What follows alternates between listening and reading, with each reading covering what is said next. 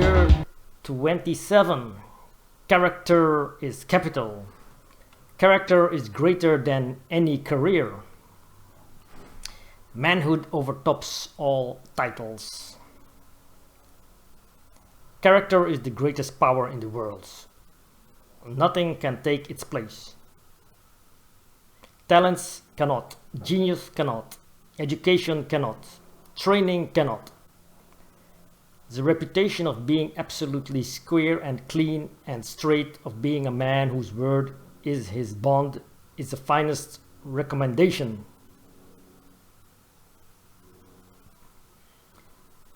Simple genuineness, transparency of character will win the confidence of a customer, whether he is prejudiced or not. And the confidence of the purchaser is half the sale. For no matter how pleasing the speech or the manner of the salesman, if he isn't genuine, if he doesn't ring true, he doesn't inspire confidence. If the customer sees a muddy streak back of his eyes, he is not likely to purchase. Lack of absolute integrity often keeps salesmen in inferior positions. Take the average salesman in retail clothing store. A customer tries on a coat. "How does it look?" he asked the salesman in a pleased tone. "Perfect, fine," answered that worthy. Then a garment of totally different cut is put on. If the customer seems to like it, the salesman echoes his view. It is just the coat he should buy. Pretty soon the customer realizes that the salesman's advice is worthless. He won't tell him the truth as to how the garment looks, fits and hangs.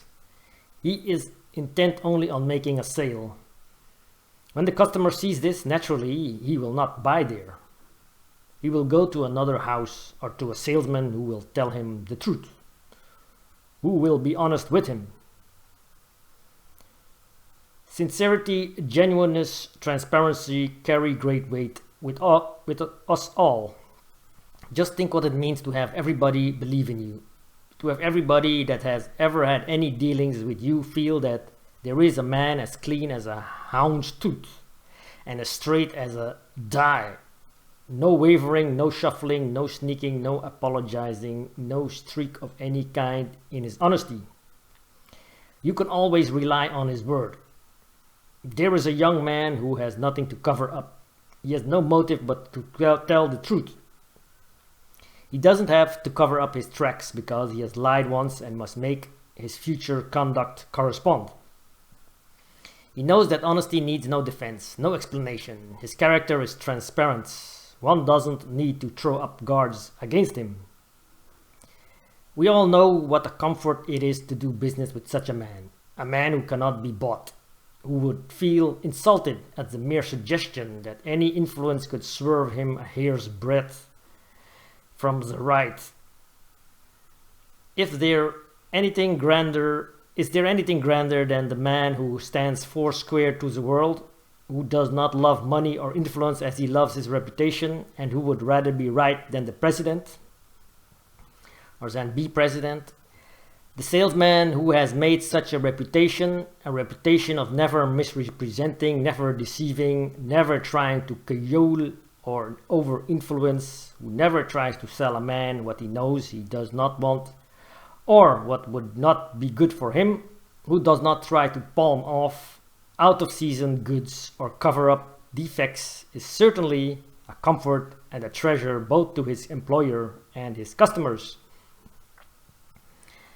How much more comfortable and satisfactory it is for oneself not to have to watch every step and to guard every statement, for fear one will let out some previous deception.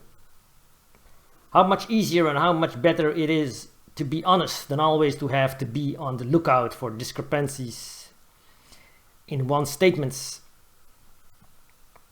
to be obliged continually to cover one's tracks.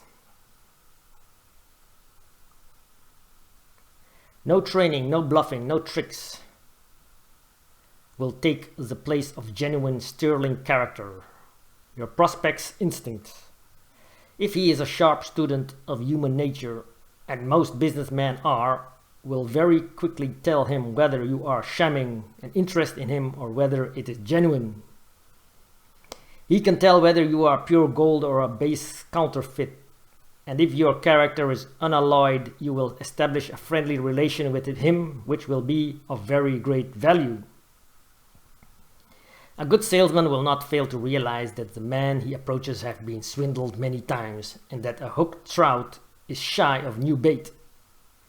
He will not forget that his would-be customers probably have had many unfortunate experiences, that possibly they have bought many gold bricks, that their confidence has been shaken many times by violated pledges, so that they will be on their guard and at the outset will look upon every salesman who approaches them as a smooth-tongued swindler.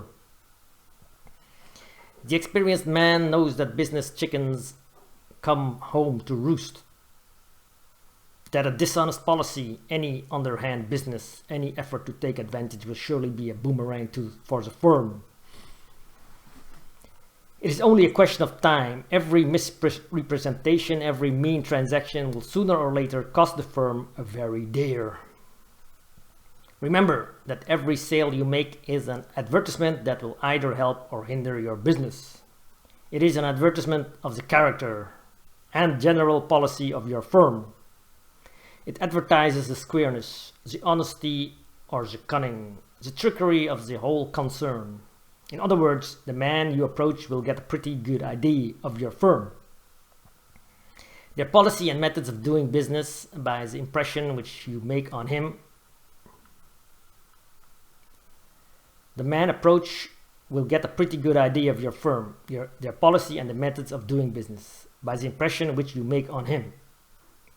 He can tell pretty well whether he is dealing with a high-class man, whether he can absolutely depend upon the word of the house, whether he can rely upon their statements, whether he will be protected, or whether he will have to protect himself by watching and guarding every little step in every business transaction with the house.